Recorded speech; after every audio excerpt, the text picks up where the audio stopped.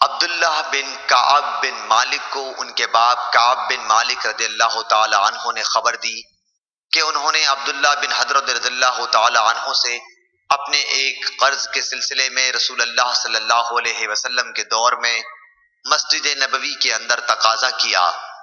دونوں کی آواز کچھ اونچی ہو گئی، یہاں تک کہ رسول اللہ صلی اللہ علیہ وسلم نے بھی اپنے حجرے سے سن لیا۔